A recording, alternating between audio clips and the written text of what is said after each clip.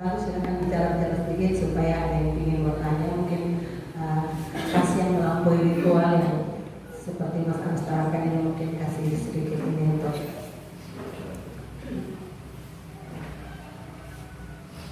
Oke, puji Tuhan. Jadi saya sampai hari ini itu ada di bawah naungan Gereja Pentakosta di Indonesia, GPDI. Jadi saya sampai sore hari ini adalah pendeta GPDI. Dan kebanyakan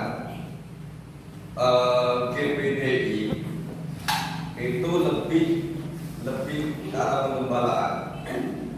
Jadi hampir semua pendeta-pendeta GPDI dari ujung ke ujung Indonesia itu lebih diarahkan kamu harus jadi gembala. Setelah saya cek, setelah saya survei, memang iya. Jadi hampir semua yang pernah sekolah Alkitab di GPDI itu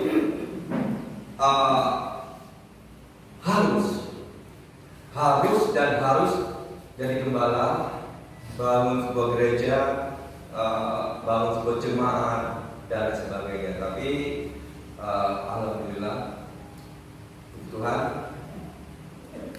saya itu beda dengan pendeta-pendeta GPDI pada umumnya. Dan apalagi di hari-hari kemarin, khususnya yang ada di kota Semarang, kota saya itu, mereka lagi pesta, yaitu tentang satu abad GPDI.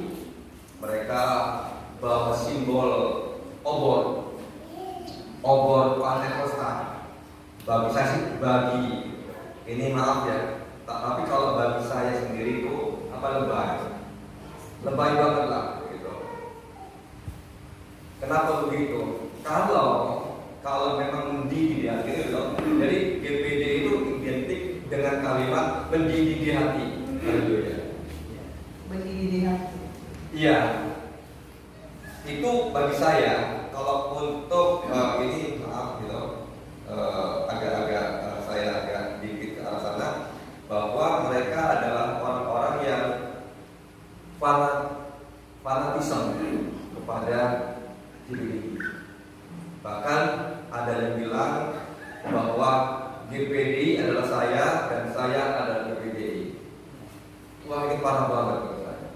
Kenapa begitu? Karena GPDI menganggap dirinya benar. Itu bagi saya. Tapi begini, semenjak saya ada di pelayanan di GPDI, memang saya beda. Karena saya ingin benar-benar kasih Yesus itu sampai kepada mereka, yaitu orang-orang yang seperti yang saya sampaikan tadi, bahwa orang-orang yang tidak pernah tersentuh, terjangkau oleh gereja. Jadi puji Tuhan, sampai sore hari ini saya menangani kurang lebih, kalau total semua bisa 200 sampai 300 orang. Separuhnya adalah anak, dan separuhnya lagi mereka orang-orang yang katakan di bawah usia, di atas usia 20. Ada juga ya seperti yang disampaikan tadi, ada juga pekerja malam, ada jompo, ada waria, lesbi dan sebagainya. Karena bagi saya itu orang-orang yang seperti inilah harus disentuh. Karena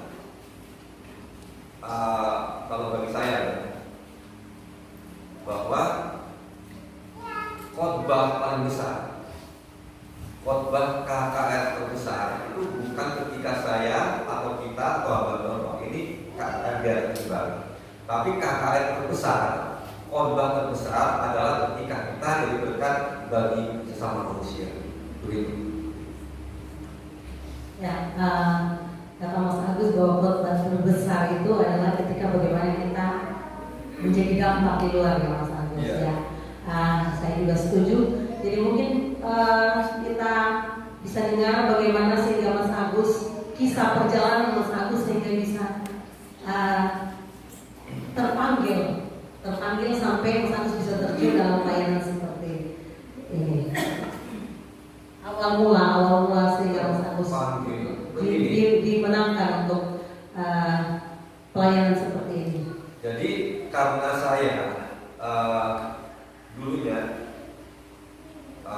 sama kayak orang itu, sama-sama hancur. Kejadian Bapak masa lalunya seperti mereka ya Mas Agus? Hancur Sama. Jadi hancur, rusak, sampah. Dan ketika saya dibunuh Tuhan, saya ingin dari hidup saya yang sudah dipulihkan, sudah disembuhkan, saya mau kepada mereka yaitu untuk menyembuhkan mereka. Seperti itu. Ya, jadi Mas Agus katakan bahwa Mas Agus juga punya kehidupan masa lalu yang sangat kelam seperti mereka. Karena itu Mas Agus juga mau kehidupan mereka harus dipulihkan juga seperti Mas Agus. Karena itu Mas Agus pelayanannya lebih pada orang-orang yang tidak dijangkau oleh gereja-gereja. Nah, mungkin ada mau yang bertanya dari yang hadir sore hari ini, silakan. Mungkin kita lebih santai lagi, tidak usah terlalu tegang. Mas Agus memang mukanya ganas, tapi hatinya baik loh. Mukanya memang kelihatan ganas, tapi hatinya itu luar biasa. Silakan, mungkin ada yang mau bertanya, mari ya, Eki silakan.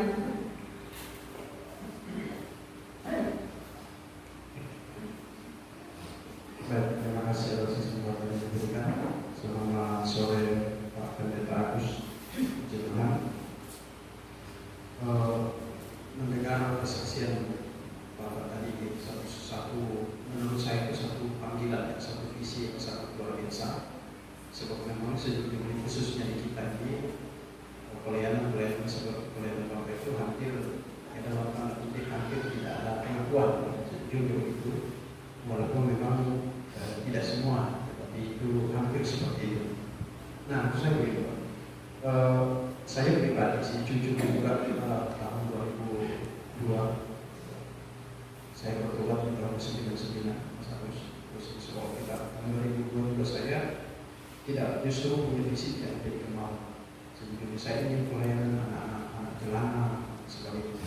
Dan saya kemudian coba beberapa bulan untuk melayani. Tapi persoalannya adalah saya harus terjebak kembali ke Vietnam.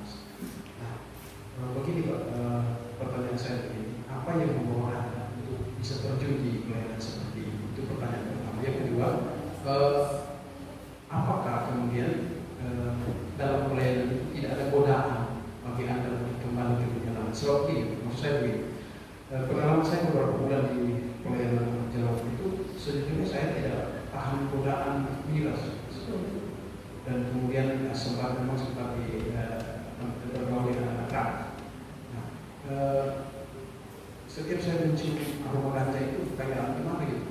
Maksud saya, apakah ketika Anda terjun di dunia pelayanan ini tidak ada godaan untuk kembali? Dalam artian bahwa tidak menggoyahkan keyakinan. Terima kasih. Oke, begini. Bagaimana kok saya mau seperti itu ya? Jadi ketika saya baca Injil dari Injil Matius sampai selesai Yohanes itu intinya adalah belas kasih. Jadi inti dari Injil kalau bagi saya ketika saya baca Injil Matius, Markus, Lukas dan Yohanes itu saya tangkap bahwa Yesus itu penuh dengan belas kasih. Dan ketika Tuhan melihat orang lapar, kusta, orang mati dan sebagainya, selalu begini, tergeraklah hatiku oleh belas kasih. Dan ini yang mulai hilang dari komunitas gereja. Karena apa? Gereja lebih ke arah ritual. Salah enggak? Apakah kita salah ibadah? Oh enggak. Jadi bukan karena salah enggak, tapi yang namanya belas kasih hilang. Makanya ketika aku bilang bahwa begini, ketika kita bisa angkat tangan memuji Tuhan, ya oke. Ketika kita bisa angkat tangan di dalam gedung gereja, kita juga harus bisa mengulurkan tangan di luar tembok gereja. Nggak bisa. Makanya saya ingin untuk apa? Mewujudkan kasih itu dengan nyata. Begitu, Pak Mas. Dan yang jawaban kedua, apakah saya tidak tergoda? Tapi kalau masalah miras atau ganja saya enggak. Tapi ketika pelayanan di yang namanya pelacuran itu butuh orang-orang yang spesial. Begitu. Jadi saya sudah biasa, maaf ini yang kecil, jadi sudah biasa melihat paha, melihat dada itu sudah biasa makanan kita setiap hari. Jadi apakah Pak Agus tidak tergoda? Semua orang, manusia, siapapun itu bersama Tuhan pasti akan jatuh. Tapi, nah ini ada tapinya begini. Pelayanan ini sudah saya bangun belasan tahun. Jadi saya tidak ingin menghancurkan pelayanan saya. Cuman dengan dengan seorang wanita bekerja malam dan cuma tidur selama setengah jam.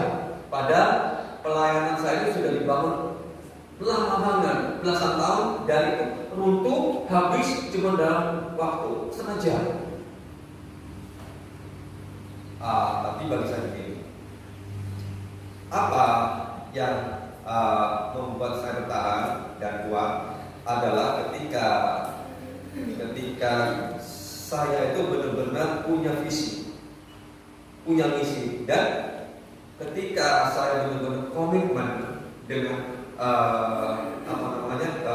pelayanannya seperti ini selama belasan tahun itu, ya kan begini. Jadi kawan-kawan saya dan pada petiknya itu Bu Desi udah di pendeta, khotbah di gereja, punya gedung dan sebagainya. Tapi saya diutus pada orang-orang ini. Makanya saya bilang bahwa bagaimana yang namanya kasih Tuhan itu bisa sampai ke mereka dan mereka bisa merasakan Tuhan.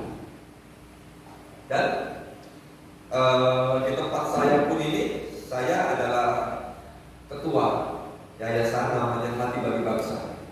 Dan ada di situ pun itu ada mantan-mantan bekas PSK, Waria,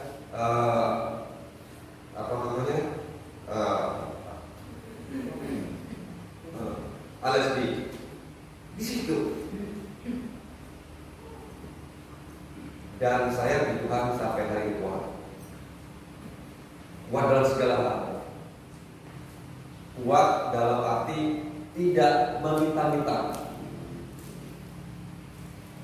Kuat dalam tidak meminta-minta kepada siapapun. Karena saya percaya bahwa ini misi Tuhan. Kalau benar ini misi Tuhan, tanpa siapapun, tanpa donatur pun tetap jalan. Dan kalau ini bukan misi Tuhan, bubar saja. Kepala pusing. Serius. Kenapa pusing? Karena saya harus kasih mereka sebagai biaya sekolah, dan sebagainya. Begitu Mas. Bagaimana kayak gitu? Ya jadi Mas Agus ini juga sering memberikan pelatihan. Mas Agus memanggil orang untuk memberikan pelatihan kepada wanita-wanita pekerja seks, malam itu supaya ketika mereka bisa punya kreativitas dalam hal bikin kue atau apa gitu, mereka mungkin bisa meninggalkan pekerjaan mereka dan mereka kembali ke jalan yang benar. Tapi di samping itu juga Mas Agus tidak serta-merta mengkristenisasikan orang ya Mas Agus. Yeah. Tapi ketika mereka melihat Agus punya kebaikan hati, maka mereka ingin tahu siapa Tuhannya Mas Agus. Mungkin itu yang tadi juga satu motivasi bagi saya luar biasa. Kalimat yang tadi Mas Agus bilang, bagaimana ketika kita bisa mengangkat tangan di atas gereja nangis-nangis, kan kita kalau penyembahan kita angkat tangan itu sampai nangis-nangis, tapi kadang-kadang tangan kita untuk mengulurkan ke orang lain di luar gereja itu susah sekali. Ini mungkin satu pelajaran yang kita harus ambil pada sore hari ini. Mungkin ada lain yang ingin bertanya, silakan. Ya, mari. Terima kasih. Saya Yosef dari GPD Marain Kelompak. Sorry. Saya sudah terdaftar di Marain. Saya asal dari Malang. Bukan saya lagi. Saya tahu Mas Agus ini sudah cukup lama sejak Mas Agus tampil di acara KKN. Nggak tahu beberapa tahun lalu saya sudah lupa. 3 tahun. 2017. 3 tahun. 3 tahun lalu ya. Dan saya juga jadi teringat. Dan sebenarnya kalau GPDI menaungi Mas Agus itu nggak heran.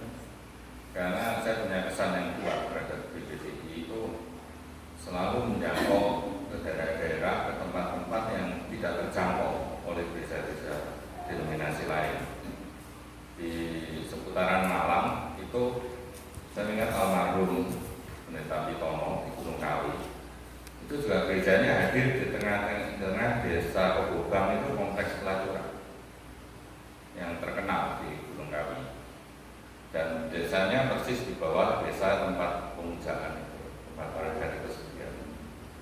Dia menghadang di situ dan gerejanya hadir, dan seperti yang Mas Agus lakukan juga, Pak Pitono ini juga memberi pelatihan kepada pelacur-pelacur di situ, menjahit, bikin keripik pisang, dia menjual ke Malang, ke kota, sebagainya. Nah, terus juga ada GPDI yang hadir kalau di kota Malang itu di Kuto Bedah. Kuto Bedah itu dari dulu sampai sekarang itu daerah kumuh. Itu dulu memang kuburan, tapi banyak penduduk liar, ada kompleks pelacuran juga di situ. Nah sayangnya GPDI yang di situ akhirnya ditutup paksa oleh Pemda. Ya karena memang bukan hanya gereja, tapi semua bangunan di situ itu bangunan liar. Memang kompleks kuburan. Nah, Tanyanya apa? ya Di mana? di Malang. Enggak, apa yang ingin ditanyakan apa? Yang ingin saya tanyakan, Mau curhat atau mau tanya? Maksudnya pertanyaan yang kasih ke Mas Agusnya apa? oh gitu. Iya, ini kan sesi. Ya, Sesi. gimana? Ya sebenarnya yang ingin saya tanyakan sudah terjawab tadi, karena bagaimana bisa memulai satu pelayanan untuk kaum yang tidak terjangkau itu. Dan memang kita harus mengakui banyak gereja kita juga bersikap ya, seperti yang saya sampaikan tadi. Dan tadi sebenarnya sudah terjawab. Saya pertanyaan lainnya saya jadi lupa. Nanti kalau ingat tanyakan. Ya, terima kasih banyak. Ya. Mungkin Mas Agus dengan penampilan seperti Mas Agus ini, pernahkah Mas Agus ditolak oleh sesama pendeta atau tidak? Ya itu yang ingin saya tanya. Oke.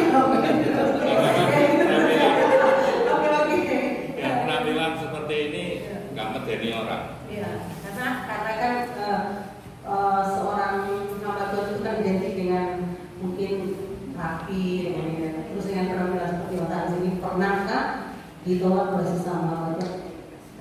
Takut gitu orang yang Takut. ketemu. Oh begini, jadi kalau untuk saat ini gereja rebutan, Mas Agus kapan tempat saya? Pak Agus kapan khotbah, kapan tempat saya? Kenapa begitu? Karena mereka melihat buah, melihat hasil. Jadi siapapun baik itu orang rohani atau orang sekuler, ketika berhasil, maaf itu dalam konteks ini ya, berhasil ada di puncak atau di atas itu semua datang dan mereka ngaku ini saudaraku, Bu Desi saudaraku, sepupuku. Bahkan saat ketika Bu Desi ada di puncak gunung pun, ketika dia kaya, dia sukses, orang akan berduyun-duyun datang. Dan ketika kita di bawah, tapi ini kursi yang beda ya, nggak dianggap. Jadi saya salah satu korban. Begini, jadi saya salah satu siswa atau mahasiswa sekolah Alkitab yang sampai sore hari ini tidak dipraktekkan. Mungkin mereka aku beda yang di buku saya berbilang seperti bercanda bagus. Usul mereka curiga. Atau mungkin Om Rio punya tempat butuh pekerja, Mas Agus bisa. Padahal begini, ketika itu saya sudah on fire, sudah berapi-api untuk layani Tuhan. Jadi ketika ada yang namanya penamatan sekolah Alkitab, semua teman-teman saya, baik yang siswa, baik yang siswi, cowok dan cewek itu semuanya sudah senang semuanya. Bawa tasnya, bawa ranselnya, bawa kopernya. Mereka diutus, ada ke Bali, ke Kalimantan, Jakarta, dan sebagainya. Sangat diutus. Dan dosen-dosen rapat khusus Agus tidak dipraktekkan. Saya nangis. Serius mas, masa tadi? Kayak pada tadi. Oh iya, nangis. Saya bilang, oh Bangga, kalau saya mau tahu saya punya hamba Tuhan, tidak akan ditaruh tubuh saya, nggak akan hidup di jalan, nggak akan pakai narkoba, dan aku jadi orang baik-baik. Saya kecewa sama orang Kristen, saya kecewa sama hamba Tuhan, palsu semuanya. Kasihnya cuma diucapkan, kasih itu filia, jago. Saya kecewa, juga kecewa sama Tuhan Yesus. Iya, kenapa saya kecewa? Kenapa Tuhan? Ketika hidup sudah hancur, ketika hidup sudah rusak, Engkau pungut aku, Engkau panggil aku. Kenapa enggak dari dulu? Nah, dulu. Tapi saya fokus dan komitmen dengan pelayanan ini. Saya kembali kepada mereka. Bisa kembali kepada orang-orang yang seperti saya. Saya bawa kabar sukacita bahwa sebejat apapun kalian, sekelas apapun hidup kalian, ketika you datang sama Tuhan, hidupmu diubahkan. Kenapa? Saya berubah kok. Makanya ketika saya kepada mereka bahwa saya ini adalah sampah yang didaur ulang oleh Tuhan Yesus. Jadilah aku yang sekarang. Saya fokus dan ini fokus komitmen sekian tahun, baru setelah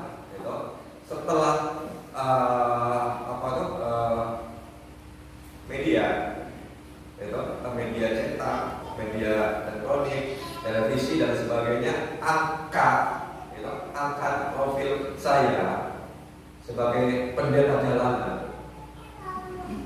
Oh, Mas aku itu pendeta GPDI.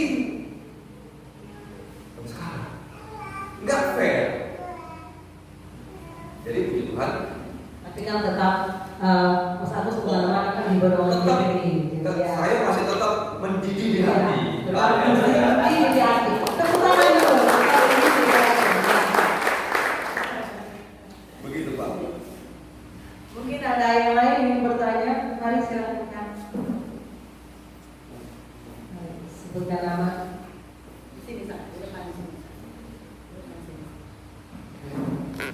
Terima kasih buat kesempatannya.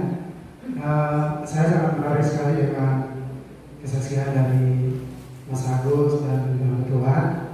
Dan juga saya cuma mau pengen bertanya seperti ini, karena saya tamatan dari sekolah kita Palembang. Jadi terkenal dengan di sana dia sekolah misi terbesar di Asia dikatakan. Jadi pertanyaannya kan waktu di setiap angkatan di sana juga banyak yang diutus untuk terjun dalam dunia misi. Bahkan wajah-wajah mereka itu tidak seperti Mas Agus yang seperti begini banyak atau ya gitu. Sorry.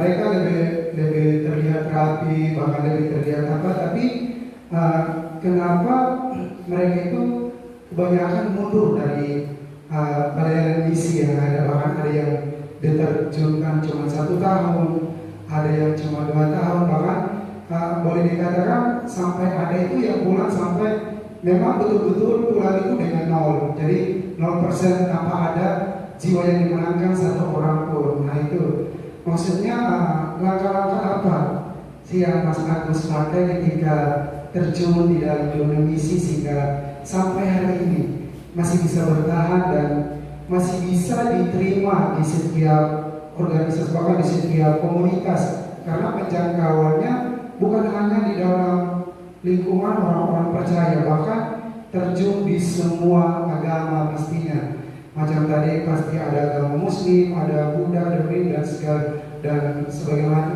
Pokoknya banyak macam orang lah dari latar belakang yang berbeda, dari latar agama yang berbeda. Nah, cuma begini, bagaimana respon mereka? Apakah Mas Agus ketika sudah langsung memberitakan Injil, atau ada langkah-langkah strategi yang mungkin awal bisa sehingga bisa mereka itu membuat penasaran begitu. Oh iya, ternyata Mas Agus seperti ini, sehingga sampai mereka mengenal tentang kebenaran yang sesungguhnya dan bisa menerima Yesus.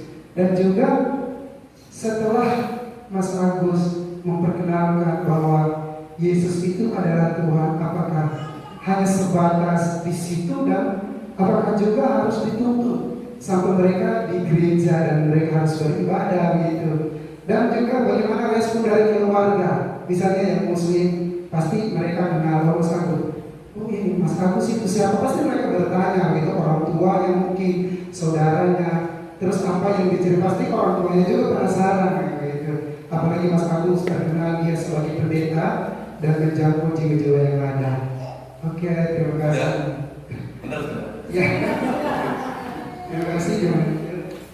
Oke, begini. Sebenarnya sih langkah apa sih? Karena tadi si abang kita Mas tadi nanya, tip apa? Langkah apa? Jadi sampai sore hari ini, Mas, di sekolah Alkitab, sekolah teologi, sekolah misi itu tidak diajarkan yang namanya penginjilan ke lokalisasi pelacuran. Ada nggak? Ada nggak? Mas Diki? Oh, nyok.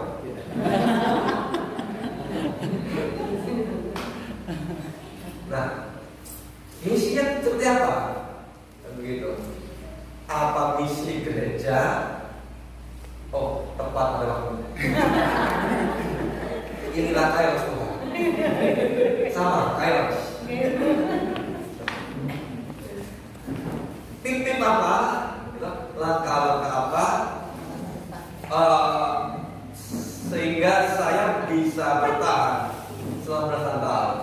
Sebenarnya sih nggak ada. Jadi pertanyaan ini sering disampaikan ketika banyak sekali mahasiswa-mahasiswi sekolah kita biologi datang kepada saya. Langkah apa? Tip-tipnya bagaimana? Saya bilang, saya nggak tahu tipnya. Saya nggak ngerti langkah-langkahnya. Yang aku tahu begini, Tuhan selamatkan saya dan saya harus selamatkan mereka. Titik. Kalau katanya cara bagaimana? Saya nggak tahu. Kalau apa ya? Kalau memang ingin tahu, ya sama saya. Terjun langsung.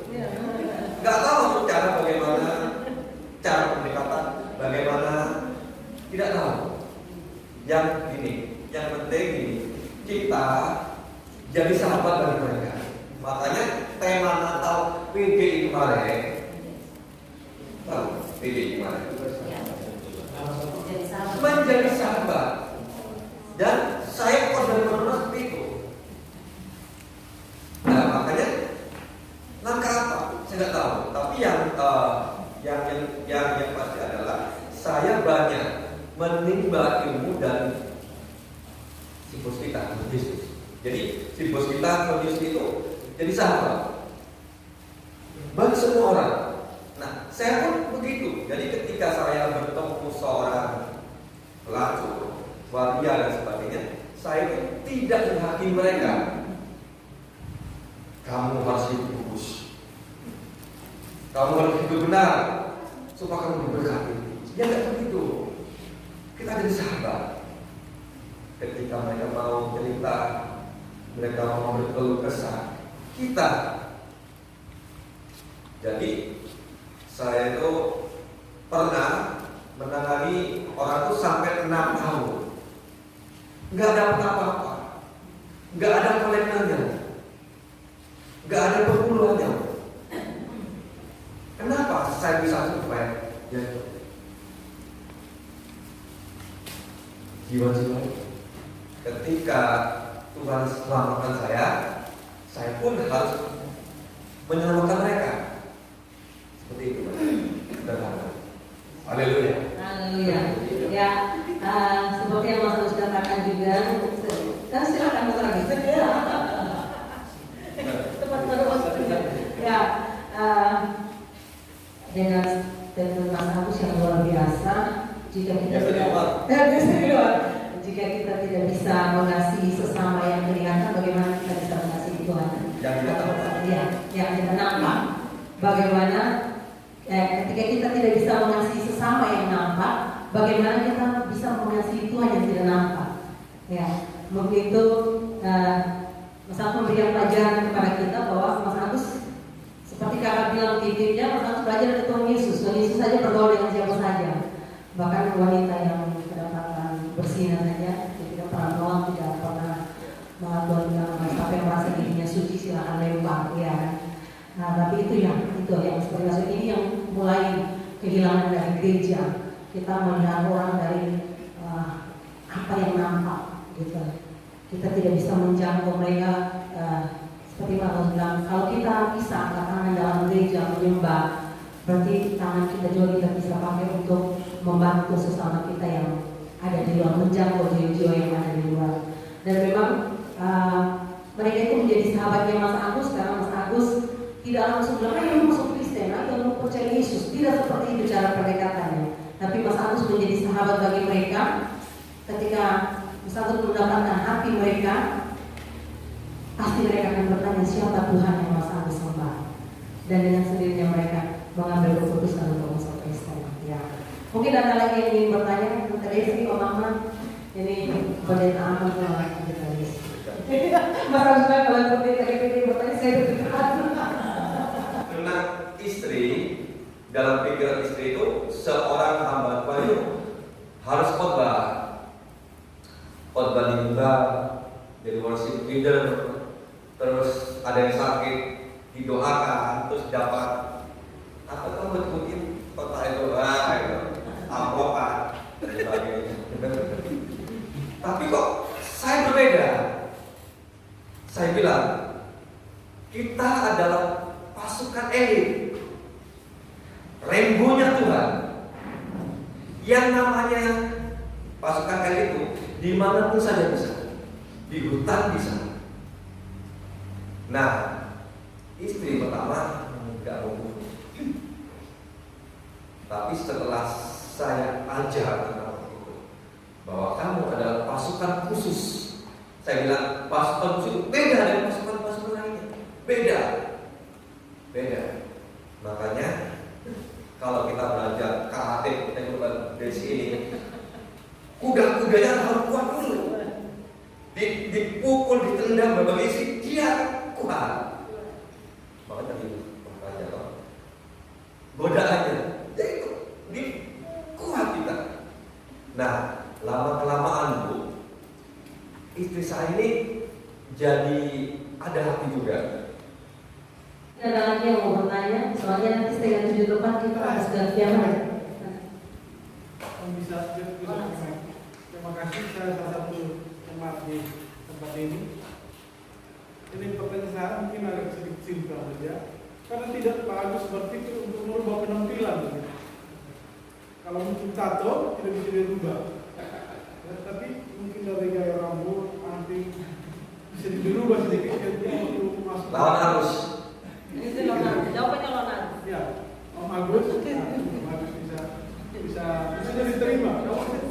Kalau umpamanya Agus sudah bisa rubah penampilan potong rambut, anting masuk di komunitas yang tadi ada yang kalian dunia hitam, mungkin bisa lari kalau pakai jas, atau sebaliknya. Misalnya kalau Pak Agus pakai seperti ini, tapi hormat di gereja, pasti jemaat akan berpikir, itu tidak pendeta.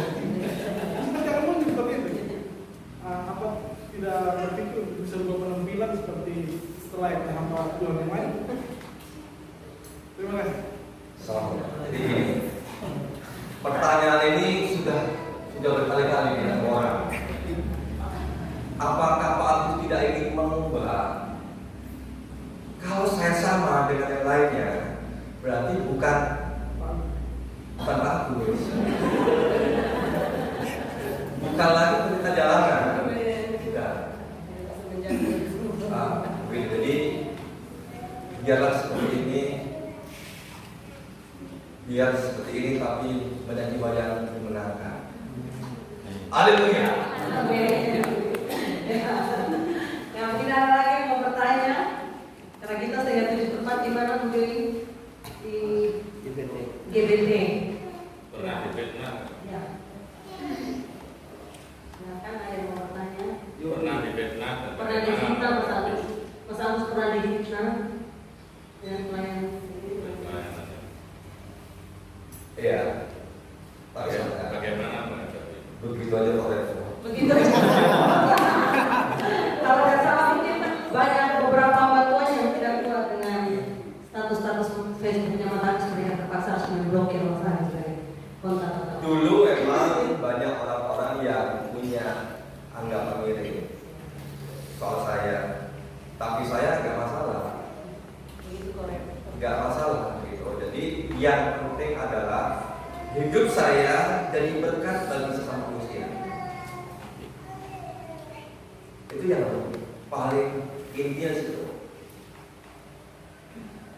Sekalipun kita banyak bicara soal agama, soal Kristen, soal Tuhan, jadi Tuhan itu tidak bisa diomongkan, diperdebatkan. Kalau begini, nggak bisa begitu. You harus menghadirkan Tuhan. Jadi berkali-kali saya sampaikan bahwa orang lapar tidak didoakan.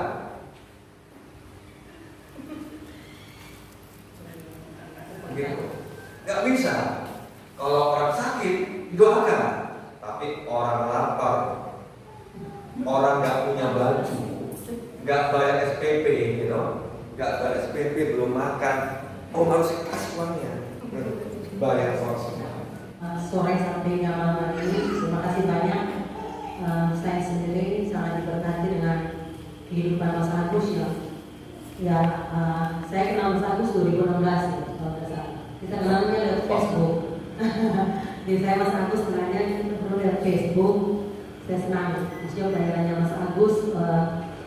Itu bagaimana bisa menjangkau orang-orang yang bahkan hampir tidak dijangkau oleh gereja. Dan ini bagaimana kita yang ada di dalam gereja bisa keluar dari tembok gereja untuk bisa jadi berkat di luar. Jadi itu luar biasa sekali. Mas Agus kan Mas Agus tidak pernah menceritakan kesedihannya, bahkan ini tidak ada dana untuk ini, tidak pernah sama sekali. Seperti Mas Agus bilang, kalau Tuhan percayakan pelayanan ini pasti Tuhan juga akan percaya. Sampai sekarang Mas Agus tetap bertahan. Pantai Costa Herrera lah. Pantai Costa Herrera lah, ya. Ini kesempatan Mas Agus. Kesempatan Mas Agus tanggung sendiri, biaya ber-6 juta tanggung sendiri, tidak ada satu orang donatur pun. Ini buah manis atau buah asam? Oh ya, maaf Rezi. Paling akhir. Bukan akhir dong. Mana Om Joy? Sabar. Jadi selama pelayanan ini tidak ada spesial pun dari GPDI, baik dari majelis wilayah. Wah, kalau dari GPDI itu langsung masuk. Jangan tersinggung Om Joy. Sampai malam hari ini spesial pun dari GPDI ya.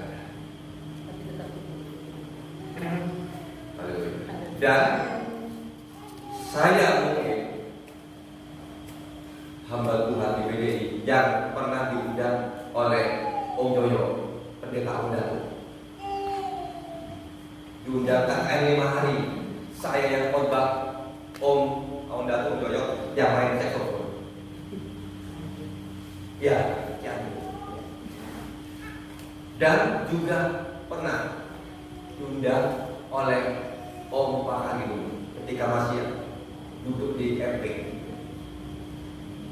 Angin suka.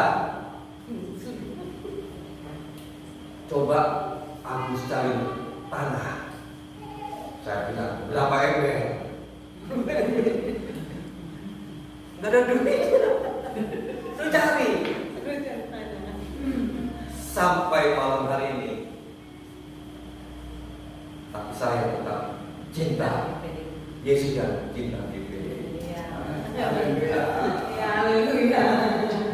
Tenang dong, tetap GPDI. Mas Agus bilang begitu GPDI belum masuk. Jadi walaupun tidak dibiayai oleh organisasi, Jalan. tapi pekerjaan Tuhan yang jalan. yayasan Ya, anak-anak tetap jalan. tetap dibiayai, ya jajan-jajan 101 bulan tetap dibiayai. Jadi artinya semua anak-anak yang Tuhan titipkan buat Pak Agus semua makan sampai hari ini dan tetap disekolahkan. Tetap sekolahkan mereka, ada bahkan sudah sampai kuliah, dari SMA sudah kuliah, dan anak-anak dari Mas Agus itu sudah mengenal Mas Agus sebagai orang tua mereka, karena Mas Agus sudah mempunyai yayasan anak bangsa yang tidak terlalu besar, ruangannya cuma di situ. Mas Agus terus mengajar mereka, mengajar tambah-tambah, mengajar belajar, belajar tulis apa itu, terus Mas Agus latih mereka. Kasih Tuhan Yesus memberkati. Saya kembalikan kepada Bapak. Mari Bapak. Masa deg-degan untuk